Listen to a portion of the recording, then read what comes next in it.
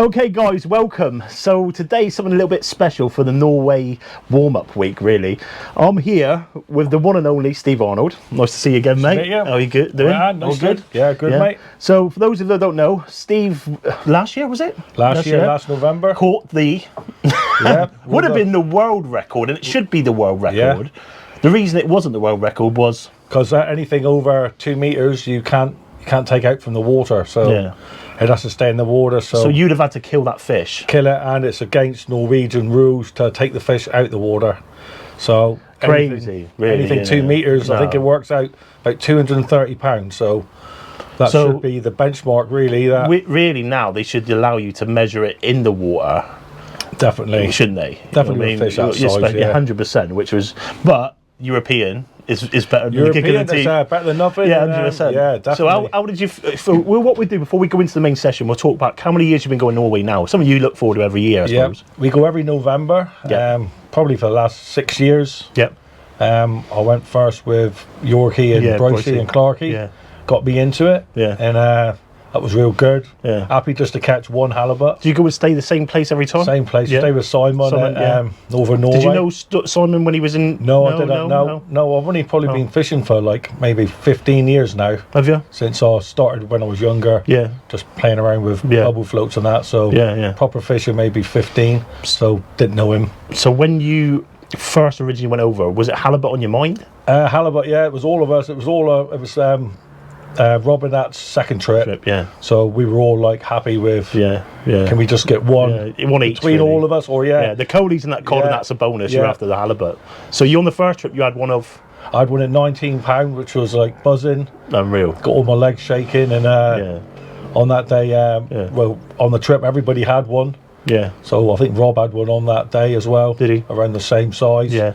So everyone was happy for everybody. I'm going over there now, to be honest. I just want to catch one. I don't care the size, as long as I get one. And I can see what, obviously, that's going to get you hooked in, isn't it? Yeah. It's just getting the one under your belt first. Then, so you do it, you book it. Every time you come back, you rebook. Every year. We usually maybe 2 years. Yeah. Same dates all the time, roughly? Around the same time? Well, we started trying to presume the tides in the moon phases, but whenever we go there, it either fishes or it doesn't. So I think we've been... So it doesn't. You don't see no different like over here with fish better on springs and neaps. You don't so that sort of pattern. After? Well, when we try to pick the spring tides for the movement. We've had most of our fish that when it's pulling hard. Then we usually do okay. Yeah. And then if it's not pulling, if they're there in numbers, then so it's very tidal over there. I believe, tidal on a lot of the marks here. Yeah, definitely. So is it like a little bit like fishing the tidal like Bristol Channel or like a Tamar when it's running, or is it a lot harder? Or I know because we fish with we just all out halibut fish. So we're not too worried about the coalies until it comes in dark. So if our gear aren't down in position when it turns, and it's a 5.3 over here is big over there as well. Yeah. So if they're not all in position, then you can't get that other rod down. No. It tangles with the other lines in what you don't want. You don't want overlapping lines. No. When one of them take on, you really want it. Yeah. So when one of you get a decent one on, everybody else brings the rods in? Luckily, when we get on the marks really early, it's only myself and Stuart that are there. So you sort of like take up the room. So we take it out. Yeah. And then, I mean, we've had quite a few now around the mid 50s and a bit higher. So we seem to know now when one's not too bad, but we don't panic as much now. No. I can imagine when you first get them, it's like your legs turn to jelly. Yeah. We've seen people on the other pier that's been next to us, and you can hear them shouting like we were the very first time. Yeah. But excitement's running through. And you want to get all your rods in. And but we don't usually. We can usually tell. You can control it, I suppose. And you can control. I would say you can control it. I bet. Obviously, the first one you had was a small one. The next one you had was a 80. 80. That was the third trip. That was the second trip. That was the second trip, right? That was the second trip. Yeah. And that was my only halibut again on that trip. Was it in the day? So still worth the trip. Yeah, definitely. So describe the power of that fish compared to the first one.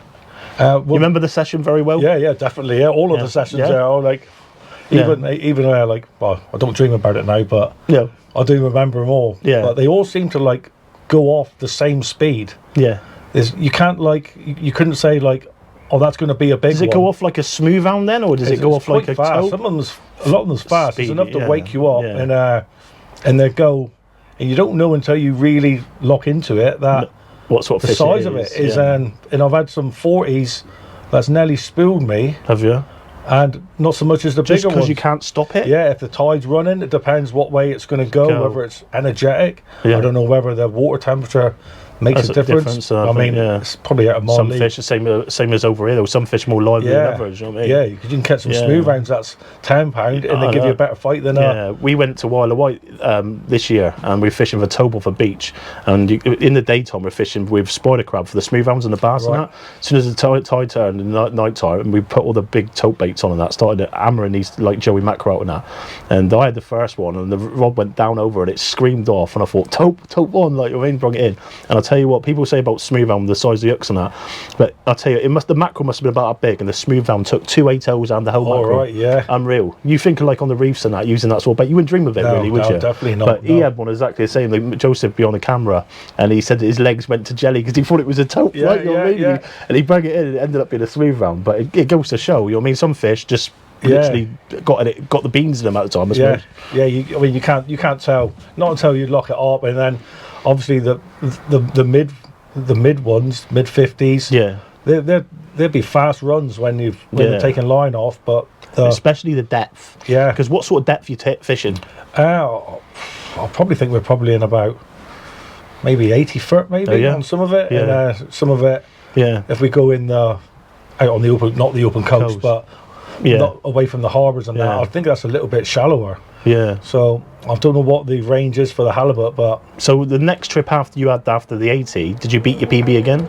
No, that was our plan was always to get £100 one. We always wanted to do the 100. So the other trips we had lots and lots of numbers of 40s, 50s, and I think Stuart had a 60. Did he? When he was 8, he went with Charlie, his son, by himself, and they had one, but we just couldn't get over the £50 one. And then on the last trip, Stuart got into the 100. He had one near enough bang on 100 with the measurement. What a fish! We just brought it in, quick measurement, quick picture, back in fighting, and then we were done. We were over the moon. Even though Stuart caught it, was still like, it's always a team effort, isn't it? We've hit our target. We got in the £100 mark, so everything else was just relaxing. And then, mission accomplished. And we don't usually post any pictures, so we didn't tell anyone that Stu had the 100, and then of course 2 days later I got the big one, and it seemed to like, oh, Stu, like, don't forget your 100, and it was he didn't get the credibility because of what it was maybe we should have posted up earlier, but to get a £100 one was what we planned. And what a fish, what fish, absolutely unreal, wasn't it? £100, especially like because flatfish, I remember when I had my turbot, those sort of fish, they fight like hell, and they hug bottom, and they can control, and when they go, you know what I mean, they put up a good fight. Same as places and that, so you're thinking something like 100 times the size of that, which is what was yours weight?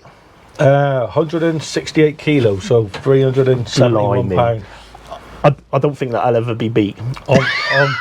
It's possible. I'm sure people's had them on. Don't get me wrong. I'm sure people's had them on. With that sort of fish, if it wants to go. So if you're looking back to that session, normal sort of sessions, the mark you went to, you fished many times before. We fished it was strong easterlies all that week, and we were on the same mark. We had lots of plans to try something new and go other places, but we stayed on the same mark. And I don't think we had a halibut for the first 2 days. Blimey. And then we're prepared. One day we're going to go there and not catch a halibut. It's going to be the way it is. And then we had like 5 or 6 in one session around the £30 mark. And then obviously the following day Stuart had the 100. So same mark, all the same mark. It's it's a nice mark. You're high up. And then there is a small ledge, but usually they're if you want to catch a fish, that's where you want to catch it. On the open coast marks, we're at the 80. You can feel the shock leader grinding all the way down, and it's like, I don't think I would look to catch that sort of fish, big fish out there. So you had the open water to play the fish and control the fish. High up, So leading up to the bite, just sat there minding your own business, I suppose. Biteless all day. Probably, we get to the spot 5 a.m. Get all settled down, have a drink, get our spot. And then no bites all day. And I says to Stuart, it was dark. It's like, another bad day. I think I'm going to get the coley rods out in a minute just to catch some fish. I remember it was like maybe 2:45, 3 o'clock last night. In the afternoon. Just coming in, Dempsey. And I said, this is it. We've never had one in the dark. So I'm sure people's had them in the dark, but we've never. If we've had them, it's all been daylight. Yeah. And we were sat behind the thing, and it was shaking, and my hands were swelling up with the cold, with the arthritis. Yeah. And I said, "This is it, mate." I said, "Another day." I said, "Hopefully we'll do it tomorrow." And then it took on. It was woke us both up, scream off like that, and then I locked up. So setup wise, what do you use for that type of fishing? I've only got my Match Pro Mark 1s over there. Yeah. That's the only rods I had at the time. Yeah. So you had it on that. I had it on that there. Yeah. Just a SHV30. Yeah. Standard SHV30. Yeah. Filled up with 35-pound monster blade. Yeah. It's 0.5 diameter. It's all pretty nice line. Yeah. And then that was it. That was the gear, and then so that initial first take, what was the run like compared to all the rest? Yeah, it was probably on just the same as any run. Yeah, just out of nowhere, just go. You don't get no like click. Well, we haven't. There's a screen. It's just been screened, and then of course, then you're up out of it. Yeah. And then, what was the time or moment when you were into that fight and you thought, "I've got something. I've got something on here." As soon as I'd done the drag up, I'd done the drag right up. And then I hit it, and then it was just peeling line off, but slowly. Yeah. Slowly, and just steady. Yeah, and I had the spool hold as well, and that's when I shouted to Stuart and said, "It's the first time we've been there," and I said, "You need to get all the rods in." Yeah. And usually, even with Stuart's 100, we didn't panic, and then Stuart reeled them all in. You knew what was coming, and then that was it. Yeah. And numerous times in the first 20 minutes, I thought I was going to run out of line.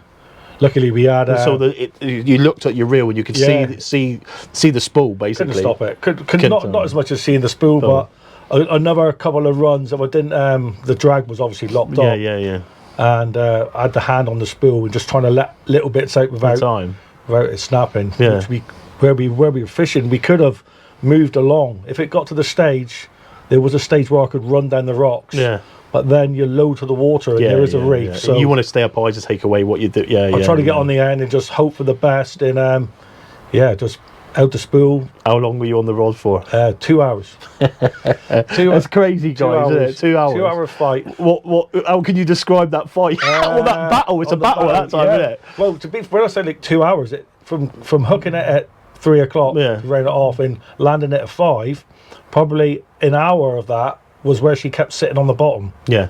So the actual trying to move that sort of fish, and we didn't know. We just bet you thought you were snagged. Yeah. Well, I was cursing all the braid snags.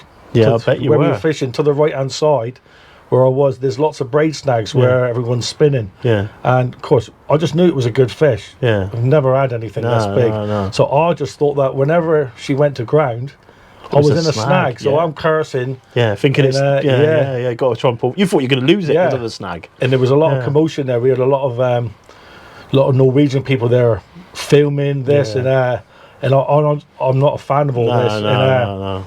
I've just got my head down. Just want to enjoy it yourself. Yeah, just go away. Like I don't enjoy it. I don't think I enjoyed anything. No, I can't imagine you would, mate. Because I can't imagine being on a rod for that amount of time. You get to a point you think, this is part time. Go on, give us half time or something. You know what I mean? I want a break. Yeah, I mean, I couldn't close my hands. I was ready to give the fishing up there. I was just sitting there as a thing because I couldn't squeeze my hands and I couldn't reel. No. So I have got a short 40-second video, and when I'm reeling the fish in, I've got the rod rested here where I couldn't open my hand. Yeah, we'll try and overlay that, guys. Some of the pictures and some of the footage that Steve's had on this amazing catch. Yeah. But you could just 2 hours on a fish is like 2 hours. And like you said, it must have gone to ground maybe 4 times, and then the last time she went to sleep right at the foot of the pier. Yeah. And then luckily for me, Dave come over. Yeah. Dave Woodbig come over. So he's a previous.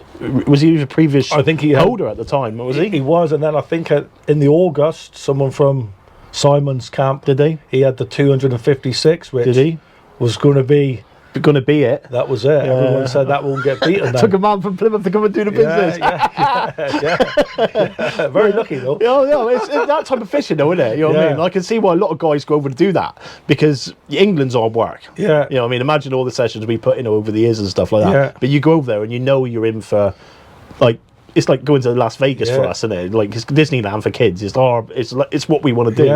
And what's there, and to see some of the like Bobby Drew with his pollock, and some of the other guys who've been over and had their massive like monsters. They're there to be caught. Exactly. You know what I mean? Any species. You can get angler fish. I think Steve Bromlow had a big angler there. Yeah, he did. Monster, monkfish as well, didn't he? I think it was a monkfish. Wasn't it? Huge. So you don't know what you're fishing the unknown.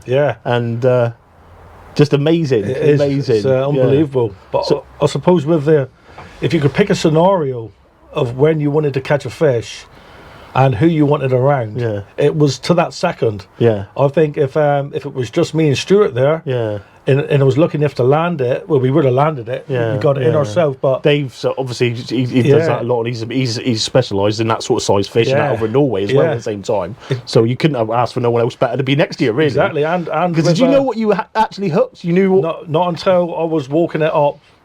When you walk a flounder up in the shallows, so Dave climbed underneath and grabbed the shock leader. I would have been there whenever she went to sleep. It was like, whenever she had a rest. You had a rest? Probably, and a curse. Probably like 20 minutes. So she went to sleep at the bottom, and I was like, oh no, it's going to be like 7, 8 o'clock here. Everyone's going to be gone. And I'm just going to be sat on the pier by myself. So Dave just give her a pole, and then she came up, and this is then when I first got a glimpse. Even though she was like 20 foot below, I still couldn't see her. And then as I'm walking it up, because I was quite high up, I got the shock leader like maybe 5 eyes down, wrapped it around my hand, and then literally walked her in like a flounder. And it must have been, I'd walk her maybe 20 foot, 25 foot. Walk her, and then all I can see is the line in the mouth, and I'm thinking, if this pose now, all I've got is someone saying it was a nice fish. And it was just a perfect plateau. Bang. 2 hours earlier, it would have been thrashing around. We didn't have to use no gaff. We put a gaff in her just to keep her steady, but it was like positioned. And it was just walked in like a 2 pound flounder. It was unbelievable to see her. And then I went very quiet for probably 2 days, which is... I bet you were. So how big in size, roughly in length? I think it was nearly 8 foot. So I think it's bigger than... and a metre wide, nearly a metre wide. That's crazy. What a fish. A metre wide. And the depth was... we didn't get the gist of the depth. I'd have put my feet up and I sat there and had a beer for 2 days. And I didn't have a tape. I had a tape measure that went to 2 meters, which 2 meter fish is 235 pounds. Which was what I would have been like. So when I pulled out a little pink one out from the needlework box, Dave luckily had a big builder's one, the 5 meter one. And, Get on you. I can remember handing him the tape measure, and he's like, "No, I don't need that." Oh no, you need a proper measure for this one. I'm like, "Is it that big then?" I still haven't. I've never seen one that size. It's like I've seen a. Well, I suppose you never seen the one that size. I mean, you talk. I don't know what I think his was 100 and something, wasn't it? I think 160 fish. You're sort of nearly talking double that size. Like, what a fish to see. Oh, yeah. I've been watching a few videos lately, getting in the mood for it. And I was watching one of his videos when he had the 103. And you watched like coming in and stuff like that. But I was watching a video after, and this guy was he's an Irish guy. You've probably seen him, but he does a lot of lure fishing. Oh yeah. And he's I don't know if it is him, but he's cast out off this pier. He lets it come down. As he's reeling back through, this shad gets up, and all he sees is this shad. But then you see a big halibut beside him.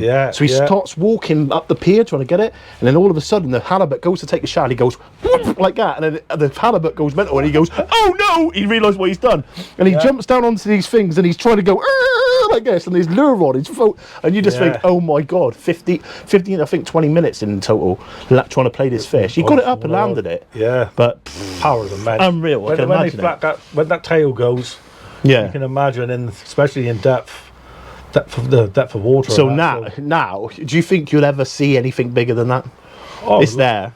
I would like to. I would like to think. I've seen videos of people getting spooled, and then I always thought that the bigger fish come from over the Strandman side. And I always said to like Stuart, I said we need to go over there if we want to get a massive fish. Do you explore that side a lot? Not really. We just stay local, and we go up the ferry. We probably travel an hour. But you got to think that where we travel over to that side, you probably have to leave early to. So if you were going that side, you want to stay because they got the camp that side as well. The camp, and it's right on their doorstep. And I mean, I don't know nothing much about. I know some spots to go, but I think they actually changed locations. through the tide where it's running a lot and they go that way. I bet that's hard fishing over that side. Yeah. Seem to get lots of. You see them coming over to Simon's side as well, don't you? Yeah. When the winds are right or it's not fishing that side. So we stay local. I don't travel much from the doorstep. I mean, it's a day's travelling anyway, isn't it? You know what I mean? So you've got 2 days travelling there and back. Yeah. And the last thing you want to be doing is running around in a car when you've got fishing like that on your doorstep. Yeah. But whatever sort of like fish sort of sizes do you see over there, like cod wise and pollock and that? We don't seem to get the cod. Don't you? My biggest cod there is like 16, 17 pounds. Is it? Which is pretty small for Norway standards. Because they get some monsters over there, don't they? And then we see the guys from the other camp. Yeah. And monsters. They get the 30-pound ones. And our coley's like 17 pound, which it isn't big. But you're over there for the halibuts, isn't you? Exactly. So this year we've got some 10 to 40 gram spinning rods. Yeah. So I don't expect them to last a trip. No. So I'm just thinking then maybe the 10-pound fish. Yeah. I feel like 30 pound just to have a bit of fun. But although I did have a 30-pound ling. Yeah. From a mark that doesn't throw up big ling. Yeah. It wasn't the deep water mark. So when we went with Stuart and that, and we try not to gaff. We don't bring any fish back. No. We try to put everything back. And I said to him, this is maybe our 3rd trip. I said we won't gaff nothing. We could just not panic. And then I seen the ling come up and it opened out the window. Get the gaff. Oh, it's ginormous. And it was big. And I can remember getting some pictures of it. And we got it up. And they were saying, like, I was like, oh, it's got to be massive. And then I've seen all the 60-pounders that they catch. And then it was like probably a rockland to them. Yeah, it's big fish, isn't it? 30-pound ling from shore. Unreal. It's stuff of dreams, really, mate, isn't it? Exactly. You know what I mean? You don't know what you're going to hook. But for someone going out there for the first time halibut fishing, what would be 3 tips you would give them for the first time going out targeting them? Oh, 3 tips. If you knew what you knew now, back on your first trip, is there anything you'd do different? Well, on the first trip, we would mix it up, go for everybody. I never had a 10-pound coley then. I never had a pollock 5 pounds. So we were concentrating on bits of everything. Yeah. And then so we wasn't using the time to halibut fish. Yeah.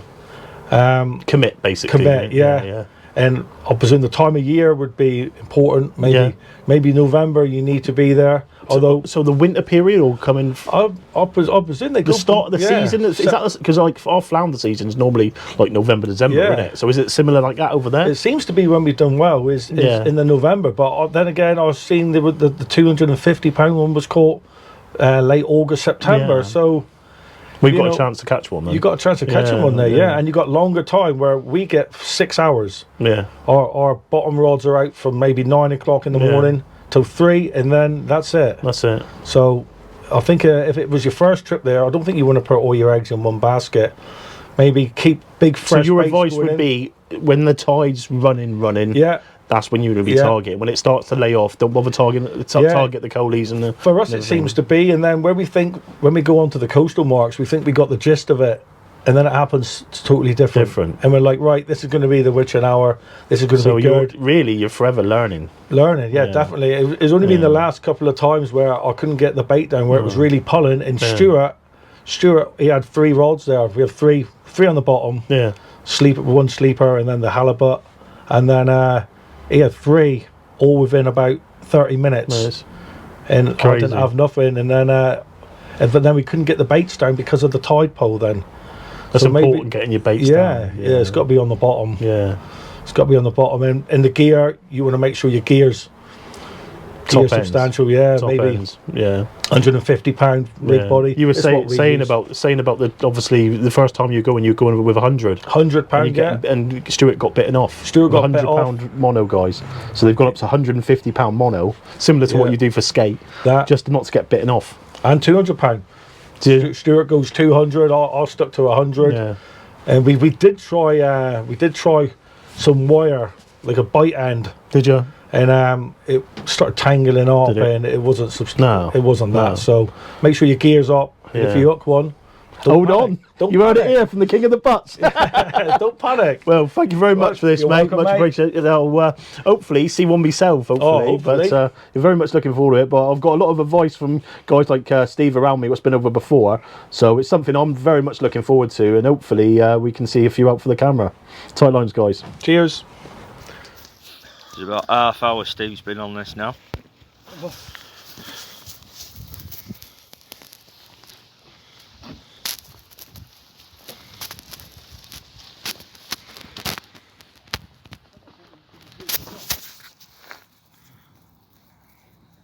Meters. £345. Right, I'll tell you what we do quickly. We'll get a video of the measurement once it's set calm down. While you've got wet feet, we'll get the tape back on it, tail to head. I'll tell you what, I'll stand on that rock there and video. I'll video it here. Look, I've got a video on. Try and you put wide angle just so you can. Yeah. Oh, I can see the whole fish, it's fine. Well, we're stick it right in the middle of the tail, yeah? Middle of the tail, fork of the tail. Yeah, keep light on that tail so I can see it. That's it, I can see it clearly.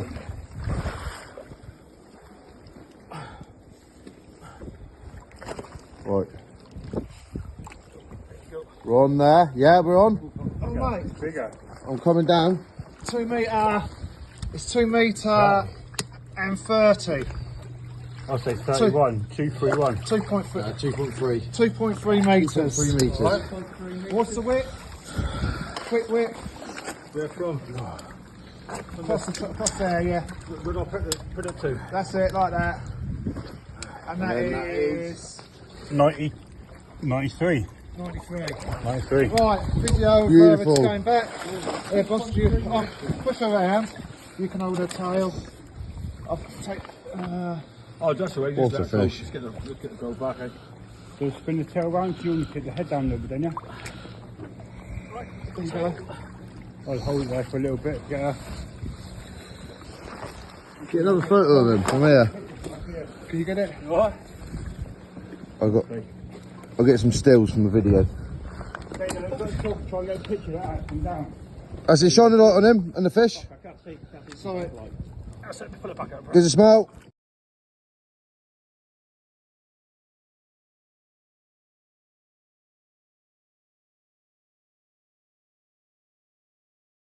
Video. I'm still videoing. What did you say it was? Ready, stand? 2.3. £345. That's more than that now. 2.3.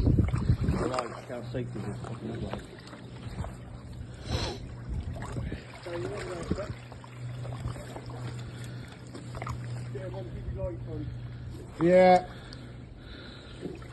Give her a push, mate, when you're ready. Right, get on, go. Go. Wow. Look at that. What a fish. Wow. Look at that.